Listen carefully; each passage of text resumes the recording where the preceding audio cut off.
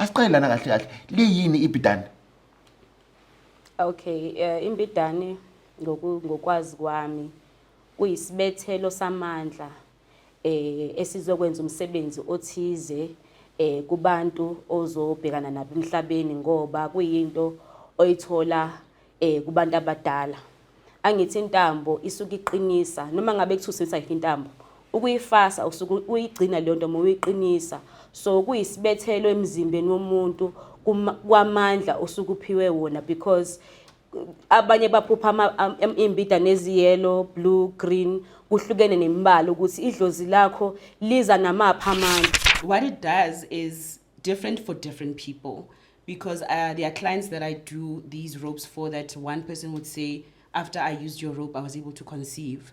Another one said, it makes me sleep at night. Another one says, after I used the rope, my spiritual my third eye started opening up and I started dreaming better. So I got to realize, Guti, the gift is in my hands, and Bona, when they send someone to get this, they know what purpose is going to work for that particular person. So a 7-color rope cannot work the same thing it does for you or it does for me or for Gogo. It's going to work for that particular reason that they send you to come get it from me. But in general, I use them for protection, strengthening people, like Gogo said. It's a strengthening tool for spiritual people, especially if at the beginning of your gift, you're still a bit weak, not knowing, having direction.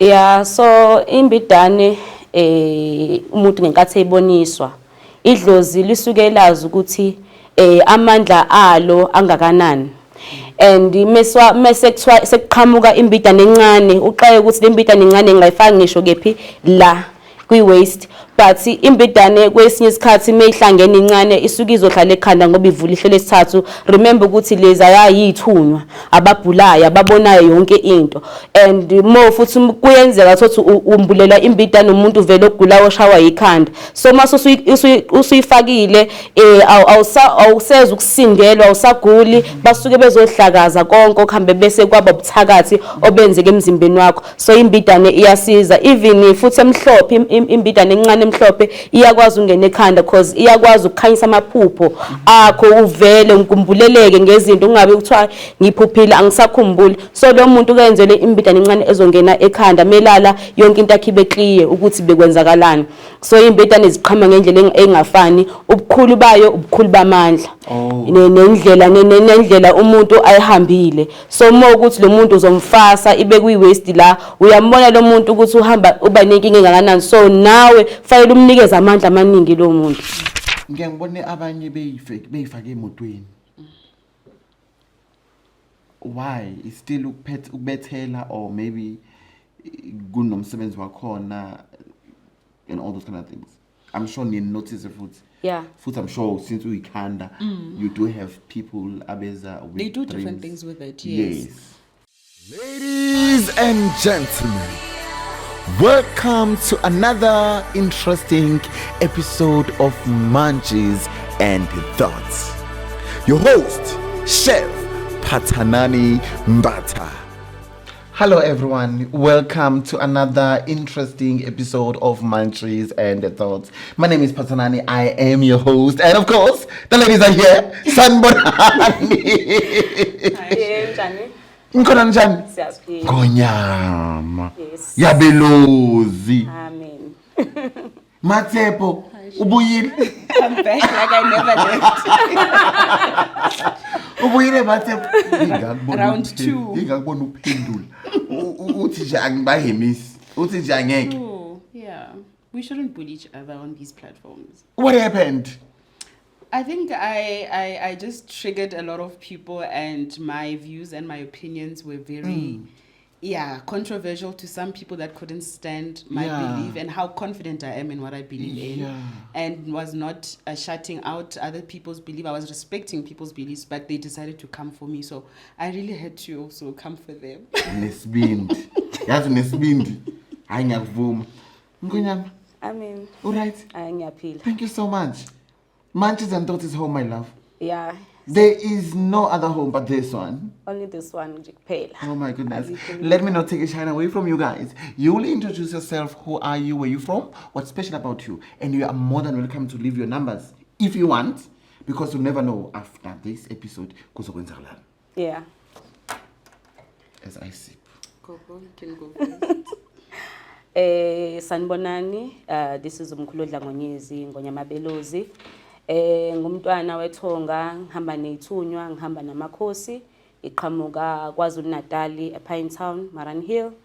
Yeah, ngiyajabula nje ukuthi ngithola lithuba lokueluleka noma lokudlulisa ulwazi elisuka kubantu abadala nakumina ngokuphila ngokuphila ziningi izinto odlula kuzona. So yeah, wow. Of course. Thank you so much. Dumelang, Kalina ke Matshepo Molotsi. I am a social media influencer, content creator, style enthusiast, entrepreneur, and a spiritualist. Kezwa ko Rustenburg in the Northwest Province, and my WhatsApp number is 076-967-8102. Thank you so much. So Mugogo. I like to say spiritualist because it just, I feel like it includes everything, because if I'm going to start saying kengaka, kemosebeleti, kemoporofita, it's just a lot, and my gift grows every day that the next time I come here there's another one on top of another one, so I'd rather say spiritualist. Yeah. Bukele bamakhaya bayichaza ukuthi bangobani babuyaphi. Of course niyamazi Umkhulu Dlangonyezi, niyamazi uMatshepo. So ngibabizile ke futhi, I know last time nathi kanti iBhidane uthe uyalenza, yazi ukuthi ayi cha amadlozi akho ayasebenza ngoba I couldn't do it that day. Like, I saw, because I was also waiting for that part in that like I couldn't. Yeah. Then I had to close the show. I'm like, lo sis lona amadlozi wakhe is spiritualist bakhe beyamsebenzela. So babukele makhaya namhlanje it's all about iBhidane and other things that I'll be adding, of course. So nginomkhulu no Matshepo. Asiqale lana kahle kahle. Liyini iBhidane? Okay, iBhidane ngokwazi kwami kuyisibethelo samandla esizokwenza umsebenzi othize kubantu ozobhekana nabo emhlabeni, ngoba kuyinto oyithola kubantu abadala. Angithi intambo isuka iqinisa, noma ngabe kuthusisa intambo ukuyifasa usuku uyigcina leyo nto uyiqinisa. So kuyisibethelo emzimbeni womuntu kwamandla usuku uphiwe wona, because abanye baphupha imbidane eziyellow, blue, green, kuhlukene nemibala ukuthi idlozi lakho liza namapha amandla, because omunye uyellow usadinga ukukhanya endleleni, idlozi lizomkhanyisa, nabantu abazohlangana kuyena bayakudinga lokukhanya anakho, bayadinga lamandla anikezwe wona. So imbidane isuke isibethele emzimbeni womuntu, can be ugogo noma umkhulu ofika kuwena akunikeza imbidane, can be a red imbidane ezokuvikela ezitheni noma uzohamba ube nezitha noma sezikhona already, but ebukhosini bakho kukhona lokho ukuthi kumele uqiniswe. Oh, wow. Yes. Matshepo. To start with everything, me making these ropes, number one, it's one of my gifts. I don't do it for fun. I don't do it to pass time.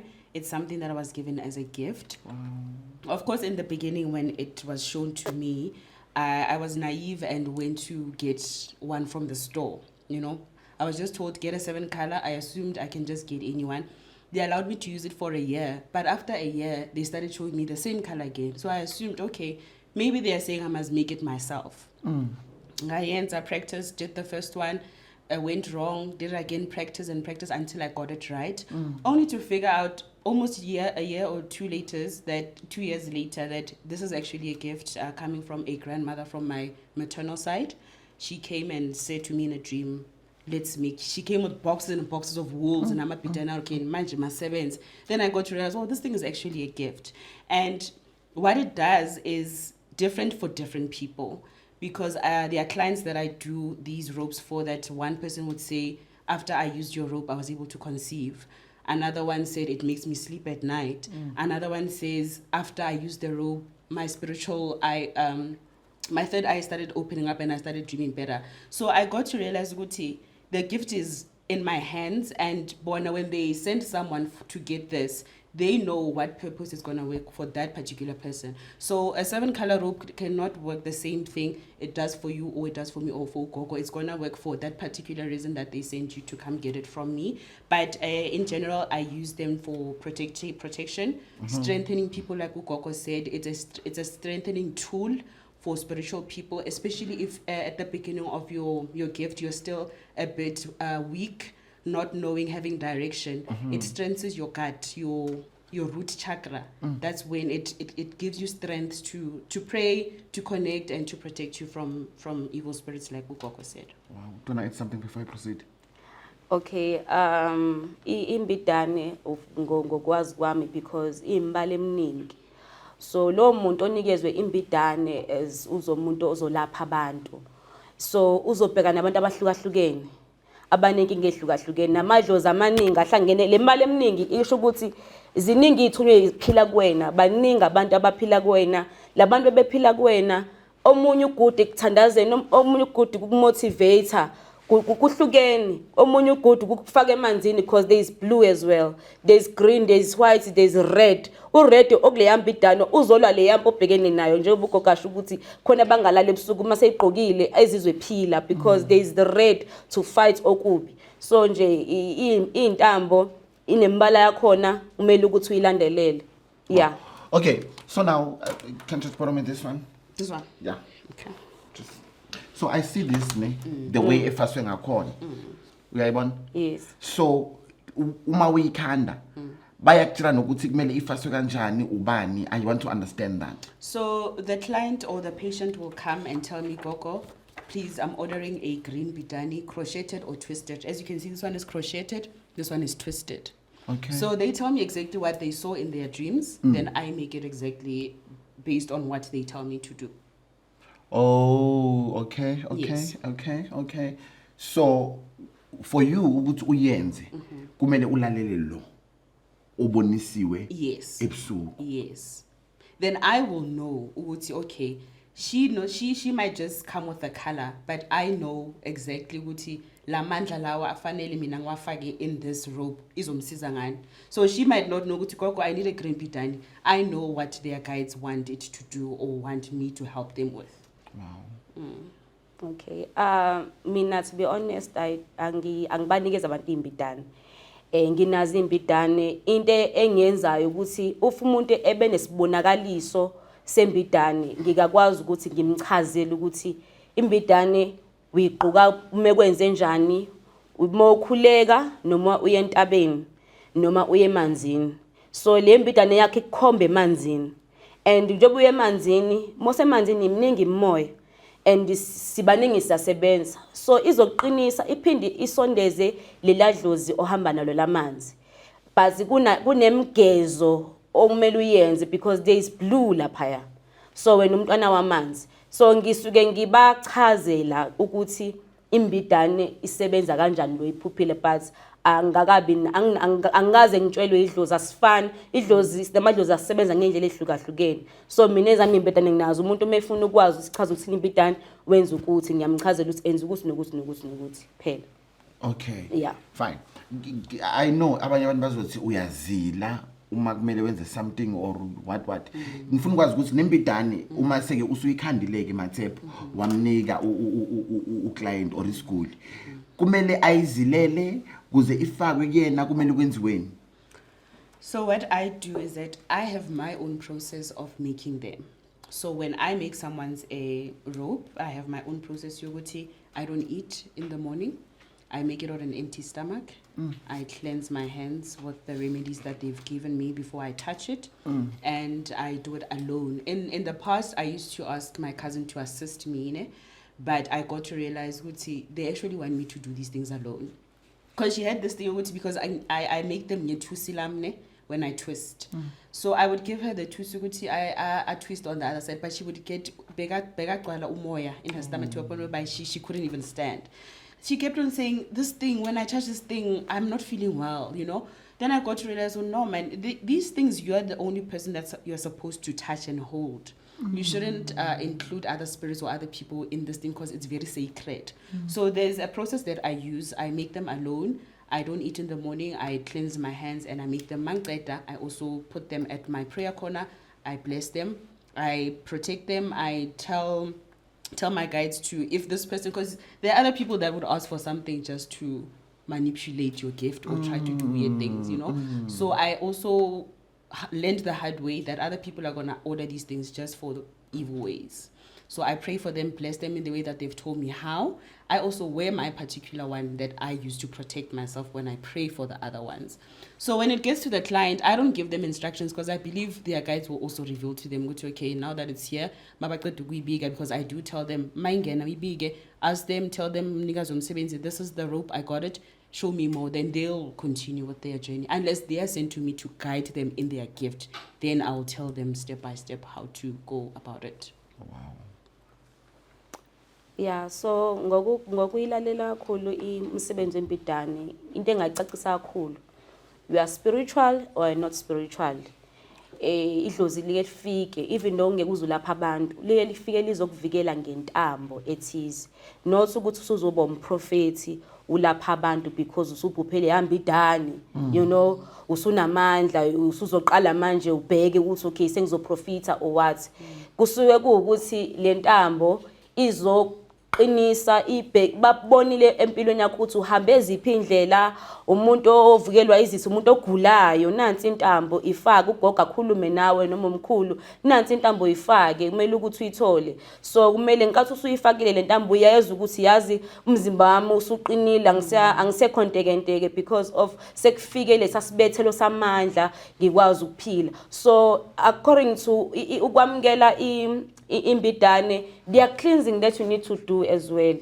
Ngoba that khathi uyamkela uyigcinisa kuwena but susa lento ebona gogo phezulu kwakho ezisinyama, then bese uyakwazi ukuthi uqhubeke bese uyayifaka imbidane. So kunomgezo omele ukuthi uwenze, then bese ufaka intambo. Abanye benza iwasho, vele into ehambisana newasho kakhulu imbidane, ungena emanzini uyempophomeni bese uyayifaka imbidane because mele uyolandeleza ithunywa lezaya, hayi ukuthi uzoqhamuka uyifaka nje, uyabo. Abanye kumele uyempophomeni, abanye njengoba ugogo ekhulekela ngisuqale wayisebenza, uyabo. Omunye uzomisa emanzini bese eyayikwazi ukuthi emfake. Kunemsebenzi esiyenza ngokuhluka abantu beyithunya ukuthi lo ugogo unikezwe amandla ezandleni zakhe, idlozi lakhe liyakhuleka. Omunye fanele uzumise emanzini bese umgqokisa khona empophomeni. Amanye kufanele uzungene empophomeni lamanzi adilikayo umfake. Ngenkathi umfaka uyakhuleka uyalwa nalomoya bese uyayifasa. Ngenkathi ufasa uthi ningicila amandla akhe kungabi khona into abamnqobayo, kube khona ilokhuzane uyambophezela kakhulu umcindezele ngamandla okukhanya ukuthi ungabi khona inkinga ezenzeka kuyena lo muntu. Wow. Yes. Okay, now I want to understand egodlweni uyasithola amabhidane, emasontweni uyawathola amabhidane. Ahlukene kanjani ibhidane lasesigodlweni nebhidane lasesontweni? Do you want to go? Yeah. Okay, imbidane esuke isesigodleni. Isigodlo kusuke kuyimfihla ngithi. Le mbidane leya inemfihla, kufana njengokuthi umuntu omprofeti. Mhlambe wena ikhona idlozo owahamba olithwebula mhlambe like abantu abanezinkanyamba, inzuza whatever. So imbidane izofuna ukuthi ngenkathi uphakamisa lo moya bese lento uyayigcina bese uyifaka esigodleni. Awuvele futhi ukuthi uyigqoke. Kunesikhathi lapho igqoka khona. Then okwesibili imbidane ukuthi iba nasemasontweni bayazi ukuthi abanikazi beyimbidane abantu abakwazi ukuboniswa into ingakenzeki, abantu ababhulayo, abantu ababona yonke into ngenkinga zomuntu. So imbidane isuke inamathongo yithunywa zakuleyo ndawo ukuthi bona bahambe bayilandaphi idlozi bona, uyabo, bese begcina kephi esontweni but akuyona into angavela aphume nayo ngoba wayingenisa. So awukwazi ukuthi uvele ugqoke, uligqoka for the reason noma khona lo muntu ozayo ongeke uzukwazi ukumhlolela kalula ngoba usemzimeni. Kuzodingeka ukuthi udonsa la amandla walande lapha bese uyawafaka ukwazi ukubona yonke into ngalo muntu. Bayisebenzisa for ukuhlola. Khona abantu abangahloleki. umuntu umefika livela akwesindi bese yakhumbuza ukuthi no hamba phela olandele hamba idane la ngoba inamandla inalamathongo noma lezi ayithunywe ikwazi ukubona into esekujuleni so bese uyayifaka uzizwe manje ukuthi nangu lo muntu sengimbethe uyayifeel energy uze ukuthi idlozi liyaphakama ke manje ngoba into vele owayilanda amandla walanda somewhere. Wow, Matsepo. So I believe that when it comes to spiritual gifts, labeling ukuthi there's a church gift, there's a traditional gift. A gift is a gift. Gift is a gift. The person that wears it as a sangoma and the person that wears it as a prophet or a bishop, it's still one spirit that gives us these gifts, and everything. So for me, what I know, Epidani is a tool we use to strengthen. It's a tool we use to build confidence in a person when it comes to spirituality. And because they have different colors, like Ukoko said, each and every color stands for something. So what would happen is the white is the general one that most people will get in the beginning of their gift, because white comes, but this one is cream white. It's not pure white, but it's one that most people that begin their spiritual journeys will be given the white. Some people say it's at the beginner phase. Some people will say it brings light, everything, so that your path can be clear and whatnot and whatnot. And as you elevate in your gift, different colors will be shown. The 7 color as well is also one of the ones that people see in the beginning. Because like Ukoko said, it brings together all the spirits that you walk with. And if you're still a person that is still discovering themselves, you don't know to hamba namobani, which color is for what, which tunya is what. But 7 colors, because 7 is a very spiritual number. It's a number of completion. You find a lot of 7 in the Bible. 7, everywhere where 7 is, it's a lucky number. So it shows your it is a completion, yeah, the spirit is also while you're still trying to figure out who you are. And then as udi strengthen, as you can see, a 7 color, it's a Masanality color, Zadi chakra. All the chakra colors are there, showing what your body needs strengthening from head to toe before you can still discover what, okay, now I know the white comes from my mom, I know the green is for Ehlatin, I know red is for protection. 7 brings all the colors for people that are still spiritually naive and weak. Then you start to differentiate, you go to your blue, to your red, to your purple, to your orange, and then as you elevate in your gift. Wow. And then now, what I want to know, our lingan mos amabitan. In what sense? Kona manye are longer, kona manye are short. Oh, okay. So there's, yes. Why? So now, as the person who makes them for spiritually gifted people, I was told, I must make bidanis that tie a person 4 times. Okay. That was a specific description or requirement that I was given. So depending on the length, I get other people will be shown ones that they have to put around their neck. Maybe it's just short and then you put it like this. Other people around the waist, other people on the head. I've seen people on the head. And so they need different use and different requirements. Yeah, so imbidane umuntu ngenkathi eboniswa idlozi lisuke lazi ukuthi amandla alo angakanani.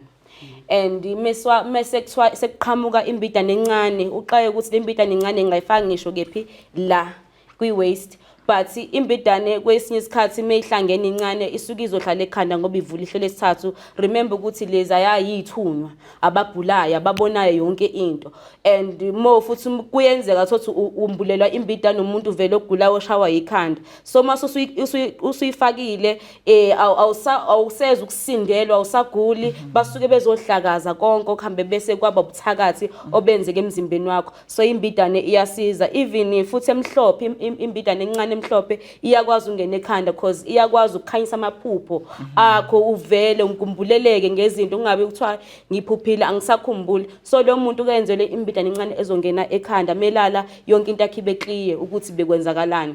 So imbidane ziqhama ngendlela engafani, ubukhulu bayo ubukhulu bamandla nendlela umuntu ayihambile. So uma ukuthi lo muntu uzomfasa ibe kwi waist la uyambona lo muntu ukuthi uhamba uba nenkinga engakanani, so nawe fanele umnikeze amandla amaningi lo muntu.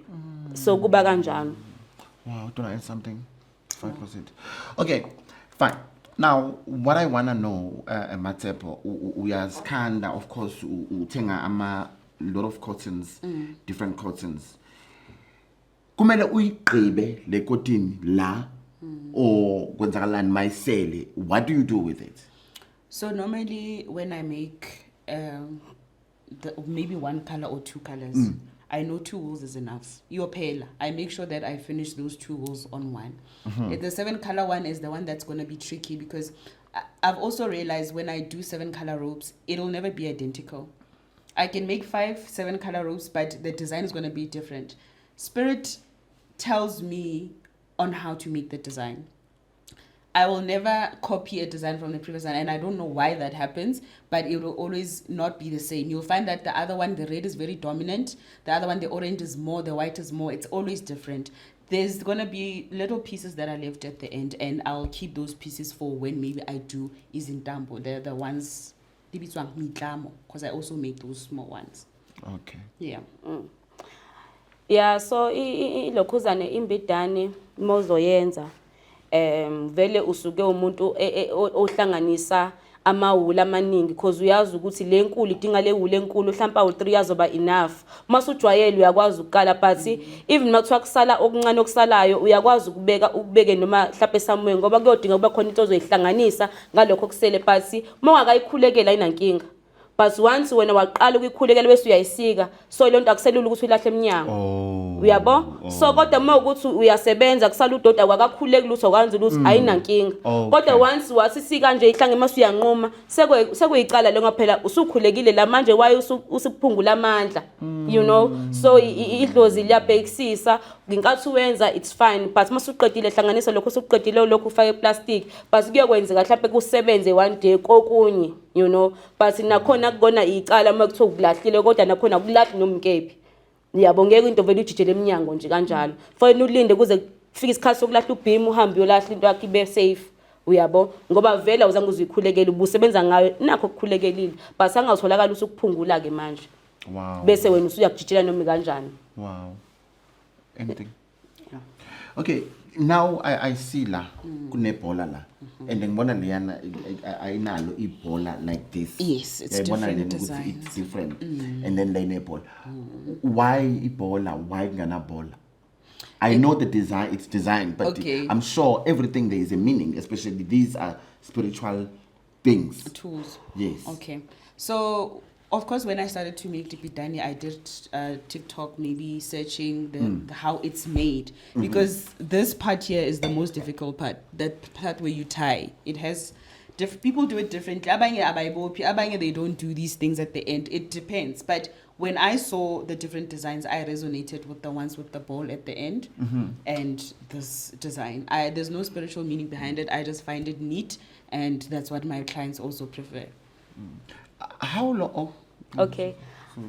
Ngokwazi kwami mina imbidane njengoba ugogo enze kanje ukuthi okay wayidesigna kahle kwaba nebhola. Ngokwazi kwami emasontweni noma ekhaya thothi umkhulu wami wayumuntu omuntu oyisithunywa actually. So ngenkathi enesithunywa idlozi lakhe lizomtshela ukuthi enza imbidane umshanelo ezosula konke ungcola phezulu la ekhaya noma kephi noma ngabe khona umuntu ongenayo iba sesenta komnyango iba kanje nje umshanelo kodwa imbidane iyalengiswa phambi komnyango, kodwa hayi ukuthi umuntu ongena ngaphakathi oqhamuka ngaphandle uzoyibona, but mase ungaphakathi uzoyibona iba phezulu. Nasesontweni leziyoni iba khona umshanelo wembidane osuke uhlambulula abazalwana abangena la enkonzweni. Into ekhulekela eshisela impepho ukuthi noma ngabe ubani ongena la nenhliziyo ebophile, but sisula konke angena nakho. So kubalekile ukuthi umuntu onesithunywa ube nayo le yamshanelo osuke ususa lapho ukungcola. But mina even mase ifake lo muntu iyaphebeza konke okubi namandla. Yes. Okay. Get it. So kuthatha ngani ukwenza lento le? Ibindani. So the twisted one takes me an hour. This matter? Yes. Okay. Is that long? It's little. Yeah, okay. Yeah, yes, the twisted one takes me an hour, and then the crocheted one, if I commit myself to doing it the whole day, I can finish it in a day, one day. Wow. Oh yeah, it's just like Seriously? an hour, yes. Yeah. I don't think, but it's a gift you did say. So and I enjoy it. It's more like therapy to me. Wow. My manches, I hope you are still enjoying my two beautiful queens here. Okay, Now, liwashwa kanjani? Makwenze njani? Kuphi? Okay. So with mine, because I normally go weigh them at the water, when I come back, it's already wet. I just hang it by the washing line outside to dry. I never put it in soap and wash it and whatnot, because I feel like the cleansing at the water does the job for them. Okay. It's only the white one that I use when I go to church, because it becomes dull, that I will just put in soap and rinse it and then dry it and put it outside. But when it dries again, I cleanse it with the necessary things that I've been giving to strengthen it again. Yeah, imbidane ibalekile ukuthi uyihlambulule as well ngoba siyahamba siphumele ngaphandle sihabule even though uqinile but uyahabula khombisa ukuthi ukuwapha phakathi kwabantu noma uke wahlangana nabanye abantu futhi enamandla anifani. So ngenkathi uyosiza umuntu ngisho umoya walowo muntu uyabambelela kuwena kusokubaleka ukuthi imbadane uyihlambulule mhlawumbe ngempande like intelezi uyicwilise lapha ya ususe wonke amathunzi amnyama bese uyayihenga njengogogesha uthi imhlophe nami ngifaka ngisho ujiki mengithanda kodwa but I make sure ukuthi ayihlala kakhulu eminyango ngiqala isikhathi ngathi ngawasha kushisa ungayiwashi mhlawumbe izulu nje lidula yonke into nje izovele kungenzeki so awazi ukuthi izitha zingakanani. So ibalekile ukuthi imbedane uyigade mokade uyiwasha noma kade uyihlambulula nasempophomeni njengoba uMakhosi esho ukuthi nasempophomeni uyakwazi ukungena uyihlambulule futhi nempophomo ukuthi ibuye iphakame ibe namandla into iyavuselelwa amandla ayavuselelwa. Yes. Okay. Ngiyangibone abanye beyifake emotweni. Why? Is still ukubethela or maybe kunomsebenzi wakhona and all those kind of things. I'm sure you notice it.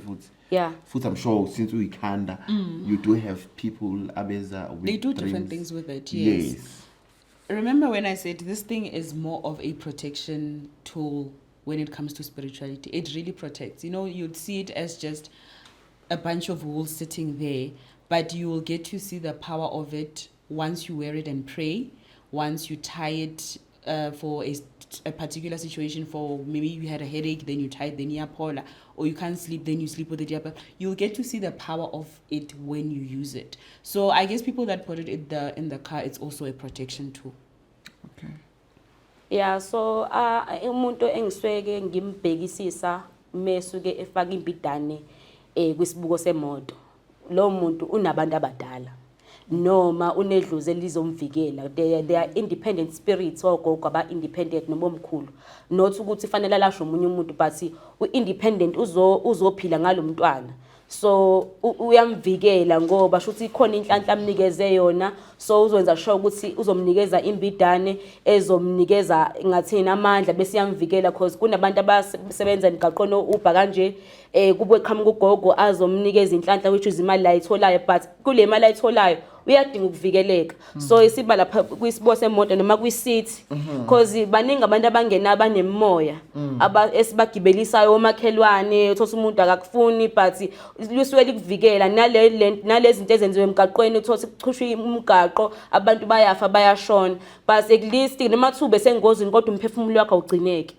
So idlozi uhamba nalo ngenkathi uyibeka le nto uyakhuluma imoto ushisela impepho ukhuluma ukuthi ngigcina ngishiya ithunywa zami idlozi lami engihamba nalo ukuthi la ngihamba khona lihambe nami njalo. So kusuke uyibethile because usuke utshelwa abantu adala ukuthi uzotshelwa kakhulu umuntu but isuke kuyinto ebonakele ukuthi enza ukuthi but if kukhona izinsebenzo phela sisebenza ngokungafani ngisho kanjalo sisebenza ngokungafani kodwa nje umuntu onembidane emotweni usuke enedlozi eli-independent noma elibusa ngempela kuyena ngempela unabantu abadala kodwa kumele avikele lapha ehamba khona uyabo kuba kanje njalo.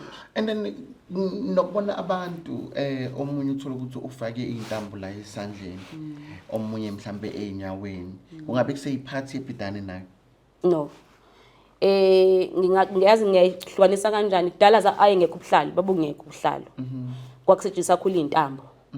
So kwahamba amadlozi aba nezinto abazenzayo bona ukuthi baziveze ukusibona bangobani and ubuhlalo busho iminingi edlozi lakho ukuthi libhilonga kuphi naleya ntambo isho ukuthi idlozi lakho linamandla kangakanani and libhilonga kuphi. Okunye kuyavela njengembidane unikezwa amandla uhamba namadlozi amaningi ahleli kuwena amkela bavume kusuka ukuvuma lamathongo lawa ohamba nawo bese yabusa kuwena akucontrol nangamandla abo uzokwenza konke ingakho imbali eminingi kuningi ayikho indawo uzungena kuyona uzongena entabeni ungena emanzini ungene ezibeni because ubuhlali bakho buyasho uzokhuleka which is yellow which is sky blue as well intambo iyasho ukuthi udonsa kakhulu phezulu connecting with rain and everything so imbala isho something even makuthiwa izintamba amahuli even ubuhlalu singasho ukuthi into isimanje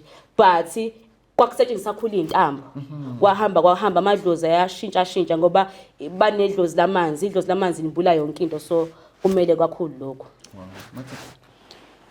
You know, I believe that everything that we were given spiritually to wear on our bodies, it's a form of strengthening. You know, hence renali tuku, and it strengthens all the power points in your body, or the points that where spirit sits, or where you get your messages. You know, like the head where we have tuku, we have our shoulders where we have sipika. We have our full body where we have izambatho for the whole body. Then we have the ropes on our wrists, on our waist, on our feet and stuff. It's a protection point, or rather a point where your guides feel like most of their power lies. There are guides that come with shoulders, that when they come, the messages come, you have heavy shoulders. There are ones when they come, you have a headache. There are ones where they come, you have a waist pain, inyawo, izandla, and whatnot. So I believe that they give you these spiritual things to put on your body based on a particular gift and the person bringing along the gift of where in your body the most of their power sits, and it protects you or it prepares you for when that thing comes you don't feel the heaviness. Hence harinale headache ba re rwale tuku e white or re rwale e re be speaker ha rapela re tse dipitani and whatnot, because spirit power is very heavy on the body. Like whenever spirit comes, that's why we become sick, we become tired, we become all these things. All these things that are given to us is just to help us be able to handle that pressure when it comes to sit on our bodies. Wow. Tell me, why black color is not here? So, black, when it comes to the spiritual realm, is a color that, number one, even if it's there, it will be there in spirit only, or it will be there in your space only. It's not something we wear publicly. Okay. And black, okay, by the way, if you mix all these colors, you're gonna get black. I don't If I'm just saying, if you take paint and mix all the colors that are there, the ultimate color. No, I want to see black, yeah, like any other robes. That's why I'm asking. Okay. Yeah, let me hear you. Okay, ublack uyaba khona kuyimbidana. Kwabanya kubi khona kuya ngedlozi osike lingibheza ukuthi lifunani. But ublack mina ngokunderstanda kwami kuyimbidana. Uyakusitha nawo. Esitheni because kuyona yonke into abantu basuke bebhekile mabangakwazi ukubona imfihlo yala ekhaya. So ublack uphinde futhi uveza ukuthi thina bantu singobani. Kodwa kahle usuku usitha kwimbidana. Angisasho kakhulu kulezi indwanga banazi mhlawumbe umuntu esigodleni in most of the time kusuka kwabantu amakhosi akudala amakhehla asukeza kakhulu ngobunyanga ngemfihlo ngoba ngithi ublack akulula ukuthi ubone yonke into if into iblack isithekile ivalekile imfihlo. So nala kwimbidane kuzofihlwa yonke into, but umuntu omengenayo ukuthi mhlambe ngathini idlozi lakhe alinazi imfihlo lizombulela ngayo yonke into and abantu abaningi uzokwazi ukukhuluma nabo ayikho into azoyigodla. So black mongekho la idlozi lakho lipure angeke lize lingathini liveze ngathini zonke izinto lizoveza yonke into ngisho kanjalo ululeka abantu bafundise ayikho into ozoyigcina kuthiwa yakho kuphela yabo. So idlozi lakho likwazi ukuthi lilekelele umhlaba, so kubalekile ukuthi ublack ube khona futhi ubaleke futhi ube ngekho abantu abafani. Wow, okay. Yeah. Just check my phone. It's what she was saying, Guti. Imfihlo black. You know, people take black as this mysterious, scary monster. I'm one of them. I'm one of the people. You know, yes, when we all start in our gifts, we would feel like we want to resonate with white. Like if you're given white, all is good. Black is not that bad. Black is not bad. Yeah. I feel like black, you won't be shown black in the beginning of your journey because you won't be able to handle what it comes with. And saying what it comes with, not saying it's bad things, but the truth, it reveals the truth and the deeper things that will not just be, that information will not just be given to anyone. I always say, if you know what black comes with, you are God himself. Because that's the whole truth that will come with the black. So I don't see black as bad as well. And as I grow in my gift and I start seeing black as well in my own gift, I get to realize why and why it's necessary. Wow. Do you want to add something? Yeah, because ublack kuyakwazi ukuthi ukwazi ukulwa ngawo ublack because vele usetshenziswa ebumnyameni but banqobe nawe ebumnyameni. But ube sekuthithekeni kakhulu ukuthi umuntu angazi ukuthi ukhuleke wafika phi noma utheni la. Uyabo ublack ubalekile uma umuntu onemoya egcineni ngoba even the black candle can heal you. Kwinsebenzo eyenzeke ekuphileni kwakho noma kubuthakathi obenzeke ekhaya. Ublack can ngathi chase things back. Ibuyele back lo muntu loyo ngoba usetshenzwe ngalo uzosebenza ngalo. Okay, so kubalekile ukuthi ublack abantu bangawubalekeli because uyasiza kakhulu but nje kuya ngokuthi wena usukuthini lapha. And there's also people that use white for bad things. Bad things. Yeah. Not everyone that wears a white duke is a good person. Yeah. Wow. Okay, so la I believe ukuthi nale ntambo efaka la eqolo nayo it's for protection. Which one? Kufaka intambo ngithi abanye bafaka intambo. Yes, the ones that I said I make with the leftover wool. The small tiny ones. Yeah. Yes, I also make those ones as well. Okay, mase kumele uyikhiphe le ntambo. Uyikhipha makwenze njani? Kungabe kunento ekumele yenziwe ngoba kumele ikhishwe or uya decide nje ukuthi yabona manje ngikhathele manje ulahle lapha ya. It depends on the ritual. So how I work with the ones that I make, it's for time frame rituals. So it can be for a period of 7 days, for a period of 14 days, depending on why am I cleansing you, what's wrong, and what am I healing. Then on a day that the last day I will tell you, the first thing you do when you wake up, you cut it, you throw it away. Then if it's almost a bit And you know what's so funny? Please open for Dr. I think Dr. Myang. He eating any piece God.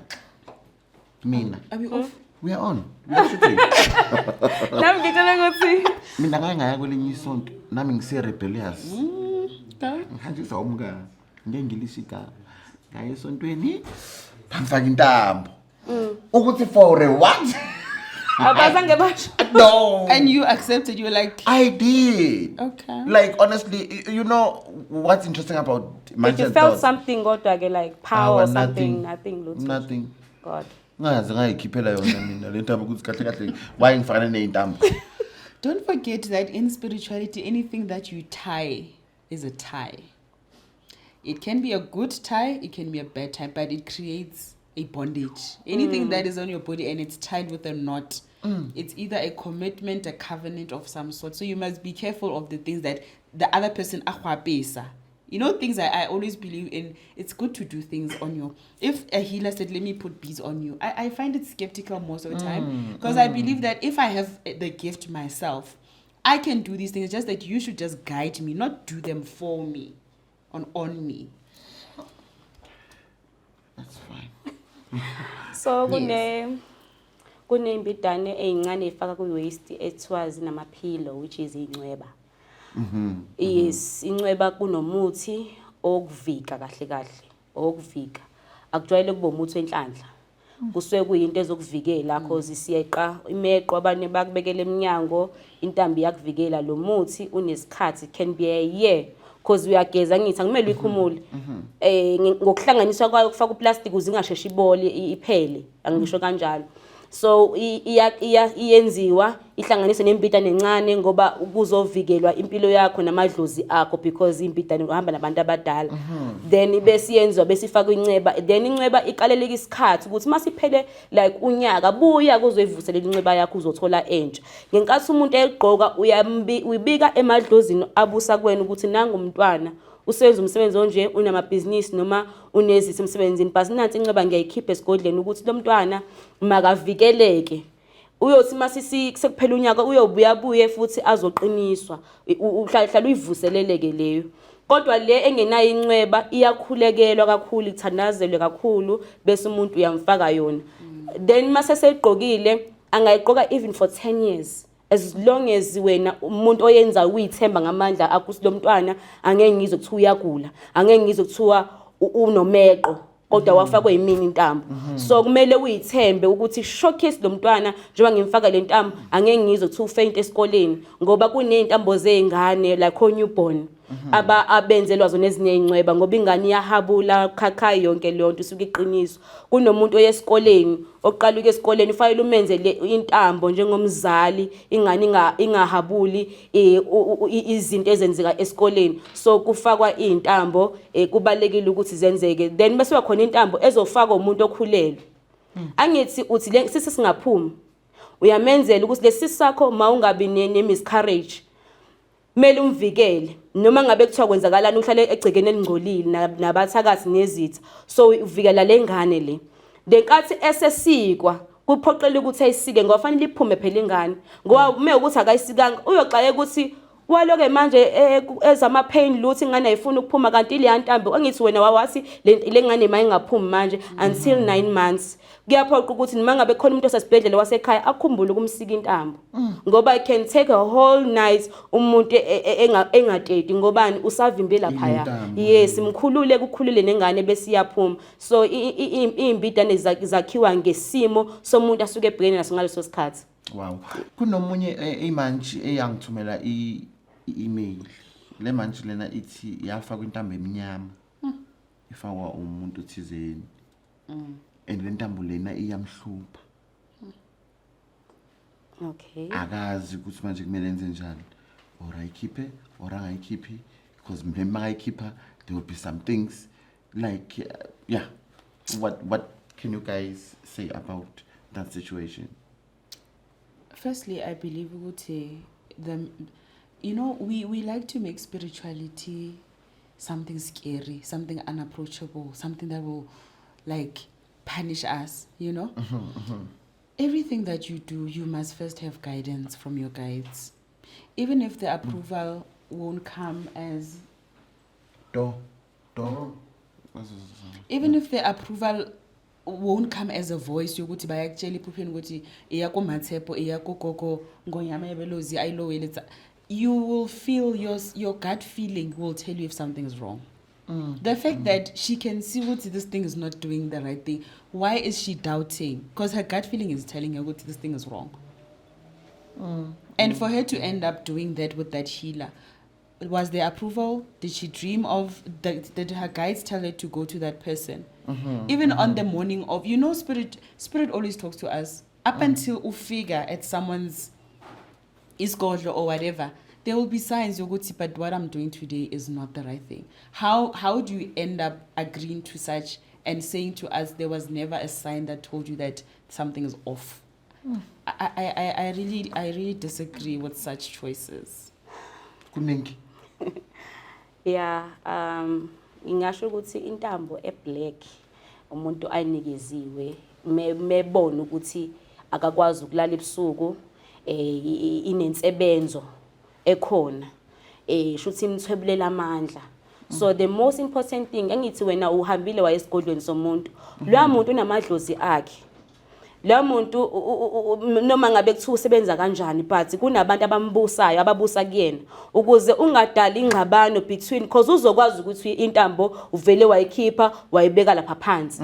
The most important thing ukuze ube protected ningabi izitha one day thatha intambo uye emfuleni umbikele idlozi lakho ukuthi ngihambile ngaye esigodlweni sakamkhize noma kabani isibongo ngathola ukuthi le ntambo ayingisebenzeli nalokho yenza u1 no2 no3 ngiyaxolisa emadlozini akamkhize kodwa le ntambo ngizocela ukuthi ibuyele amandla ngisi amadlozi wonke abuse emfuleni asingicela ukuthi le ntambo iphinde lapho iphuma khona namandla ayo ngenza lokho ngenhlonipha ngifuna kube khona ingxabano kulamathongo namathongo akwazi ukuthi angibone njengomntwana ohloniphayo. So uyilahla kanjalo awuyishisi awuyifaka emgqomeni but ihambise ngendlela ngoba wena waxhumana namathongo lapha wangena kulesa sigodlo only to find ukuthi shuthi wena mhlambe kukhona into ababehlosile ngawe ngale yantambo eminyama but uyihambisa kahle ngendlela. There is into ebalekile kodwa kuyekuthiwa vele umuntu before ahamba yohlola ashisa impepha ukuthi ngomgqibelo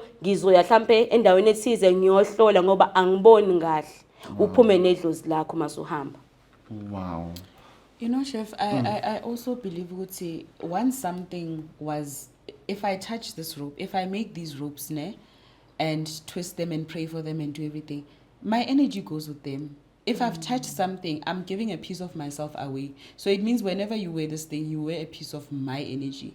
So it's more like not a tracking device, but there's a piece of me that you carry with you everywhere. So I just want people to be careful of the energy that they take from other people. Make sure that that thing that was done by a particular healer is a good spirit, is a clean spirit that you know now if I use this thing, I see my things opening, I sleep at night, I conceive, and then you know you're carrying a good spirit. But once you start having doubts and you see that your things are closing, it means that spirit that you're walking around with is not the one. Okay, now tell me, can I prepare ibidane? Like I don't have a gift or what, but ngakhona ukuthi ngizenzele mina ibidane ngokwami ngithandazele then ngigqoke, or it's a specific person that is gifted on that should do the bidane? So when it comes to spiritual gifts, I believe that we are all gifted in our different departments. There's a healer that when they do your beads, they will do 10 times more what they were supposed to do. For example, like I'm saying, Ugenzama Bidane is a gift to me. Sometimes I don't even know the power of what that thing will do to that person until they come back with feedback and say, this thing that you gave me, now I see this happening in my life. So you can do it, but it will function to a certain level of the power that you hold. Let me just put it like that. So I can still do it. You can still but do the powers, the powers are different. Hence, there's different healers with different gifts. There's one that you go to if you want to conceive. There's one that you want to go to, how about lo twala? Kunda lo yang ko yena, how about langwana, o bata chelete, so how twine. There's the one that you go to when you want money is not the one that's going to help you if you want a baby. You have to go to the person gifted with that gift. wow. Yeah. Ngunyama. Ukuzenzela imbidane akunankinga if idlozi lakho likuneze lama instructions ngayo. True.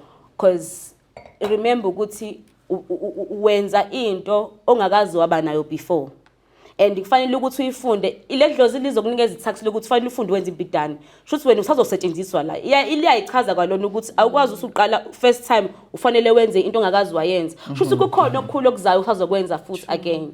Right? So lembidane izodinga ukuthi ubuyele ngekwempepho kugogo ukuthi sengiqedileke manje. And if mekuthi ugogo uthe uzohamba uyoyiphakamisa endaweni ethize noma entabeni noma empophomeni uzokutshela ukuthi mofika empophomeni ukhuluma uthini umbiza kanjani. The task ezana lembidane ozenzela yona wena then ukuthi idlozi lizokutshela ukuthi hamba uthola imbidane kumuntu ongumelaphi noma kuzohluka ngempela ngoba le izokusebenzisa ozenzela yona izokuthuma kakhulu izofuna ukuthi uphume endlini uyoyiphahlela uyolanda amandla ayakabi namandla njengoba uyilokhuzile but fanele uyiphakamisa somewhere lembidane le until uqale kahle futhi ukuyisebenzisa ukwazi uyiphupha namhlanje usuyayenza usuyayigqoka usazoyisebenzela uphume uyoyivusela amandla. Wow. Yes. My Manchizi, I hope you are learning from these two beautiful ladies that I am having here. Of course, you know, Ingonyama Belozi and Uma Tepo. It's all about Ibidane. It's beautiful, right? I'm sure. I just love it. I just love this one more. And yeah, maybe you say how to make it. Maybe, yeah. Cool. Oh my goodness. Are you still fine? Yeah. Let's do a cheers. Cheers. And you and Bega Upuza or else it's about the 7 years of bed sex.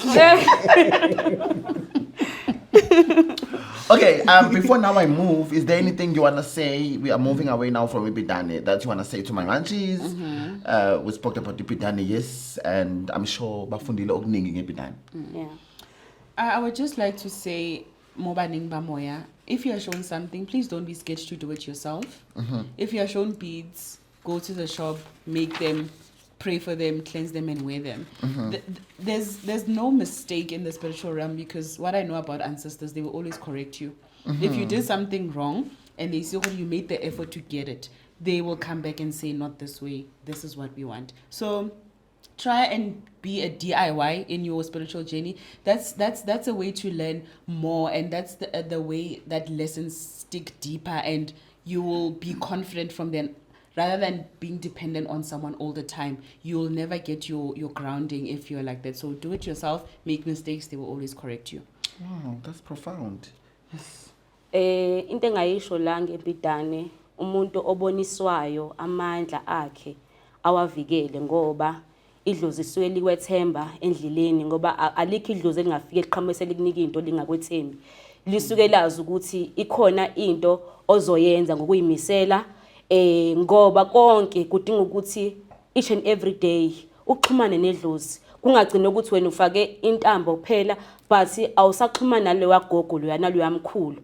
Qhubeka ucele, not ukuthi uma ufake imbidane ladlozi alizi nenhlanhla, liza nokukhanya. Cela kugogo, uyazazi idingo zakhe ekhaya, uyakwazi ukubhekene nakho. Angagcina ukuthi hayi mina ngiyalandela idlozi but alilethi ibusiso ke as well. Ukhuthaza ugogo, ukhuthaza umkhulu, kumele bazi ukuthi emhlabeni sekunjani manje, iziphi izinto ezikhona, kunjani isimo ekhaya njengamanje. So kubalekile ukuthi imbidane sihloniphe, sivikele. Hamba ogeza idalwa bese ugqoka imbidane, iyona embalekile kuze ihlezi inamandla, uyivikele, ungenzi ukukhohlakala, ngoba kuningi emakhaya okwenzakalayo. Ngiyacela nje ukuthi uyihloniphe kakhulu, makhosi. Wow, siyabonga. Ngifundeleke ukuningi ukuthi kunembidane yasesontweni, imbidane yasesigodlweni. I want to understand, of course, imbidane namathusi, I think they... Same WhatsApp. Yeah. Nezambatho. Yeah, but now kunamathusi ahlukene, kunamanye amade, kunamanye amafishane, even the shapes are not the same. Why do you guys, please, can you educate me on that? Okay, so most of every time I make bidane, every time I make bidanis, I get spiritual downloads. That's a very fascinating ritual for me, because it's like these messages will come down and let me know to know. Green stands for this, and green does this, and if you see a code with a cross, this is what it means. That's what most of the time, the lesson that they taught me through making someone's bidane.